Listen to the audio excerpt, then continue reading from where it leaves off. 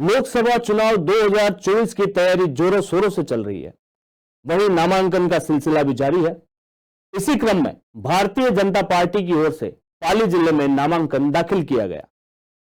चौधरी ने पूर्व केंद्रीय जलदाय मंत्री शेखावत के साथ लोकसभा प्रत्याशी के रूप में नामांकन भर दिया है। पाली लोकसभा क्षेत्र से भारतीय जनता पार्टी की ओर से पाली लोकसभा प्रत्याशी के रूप में पीपी चौधरी ने 4 प्रस्ताव के साथ जिला मुख्यालय पहुंच निर्वाचन अधिकारी LN मंत्री को अपना नामांकन सौंपा। चौधरी अपने प्रस्तावों के साथ जिला मुख्यालय पहुंच अपना नामांकन पत्र जिला निर्वाचन अधिकारी को सौंप चुके हैं। सुरक्षा को लेकर जिला मुख्यालय द्वारा पुलिस बंदोबस्त रहा।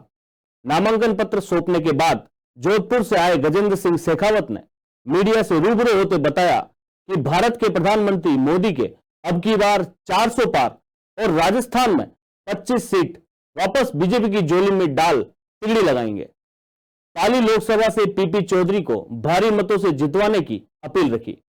नामांकन में पीपी चौधरी के साथ गजेंद्र सिंह शेखावत, सोजत के विधायक शोभा चौहान, सुमेरपुर विधायक जोराराम कुमावत, पाली जिला प्रमुख रश्मि सिंह आदि मौजूद रहे।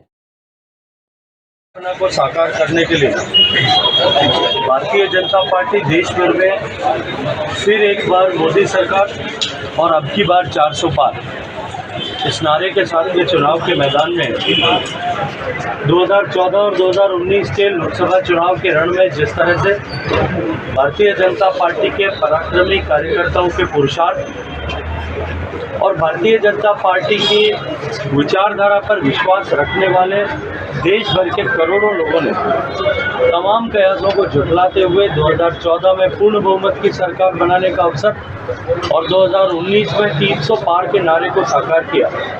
उसी अनुक्रम में जो विश्वास माननीय मोदी जी की सरकार ने अपनी कार्य पद्धति से और माननीय मोदी जी के व्यक्तित्व और कृतित्व से इस देश के आम जनमानस के हृदय में बनाया है, उस विश्वास जिसको हम परिश्रम के चलते स्थापित कर पाए, उस विश्वास के आधार पर अब की बार हम 400 पार के नारे के साथ मैदान में। मैं एक बात जिम्मेदारी के साथ मैं कह सकता हूँ कि राजस्थान ने 2014 और 2019 दोनों चुनावों में जिस तरह से 25 के 25 सीटें जीती थी, अब की बार फिर एक बार हम इसी चुनाव के रण में उसी संकल्प के साथ में कि राजस्थान में कांग्रेस का खाता नहीं खुलेगा, हम चुनाव के मैदान में पाली लोकसभा क्षेत्र में भी जो माननीय मुख्यमंत्री भजन लाल जी का संकल्प है कि हम 5 लाख के पार मतों से जीते हैं, अब की बार हम जीत की नहीं 5 लाख से ज़्यादा मतों की जीत की लड़ाई को लेकर के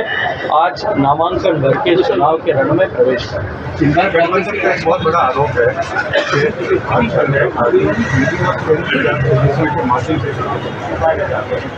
देखिए, एक ऐसे लोगों का समूह जो सभी लोग टेंटेड हैं, सभी लोग दोषी हैं। कोई चारा घोटाले का दोषी है, कोई शराब घोटाले का दोषी है, कोई नौकरी घोटाले का दोषी है, कोई कोयला घोटाले का दोषी है और कोई किसी और घोटाले का दोषी है। सूची बहुत लंबी है, मैं उसमें नहीं जाना चाहता। उन सारे लोगों ने एक अलायंस अपने आप को बचाने के लिए एक दूसरे का कंधा सहारा लेते हुए बनाया और वो अब इस तरह का झूठा दोषारोपण करके इन एजेंसियों की स्वायत्तता पर प्रश्न चिन्ह खड़ा करके इनकी साख पर बट्टा लगाने की कोशिश कर रहे हैं। क्योंकि कांग्रेस का चरित्र रहा है कि कांग्रेस ने हमेशा ही संवैधानिक संस्थाओं का दुरुपयोग किया है, इसलिए शायद उनको इसी तरह का सोच जो है उनके DNA में समाहित हो गया।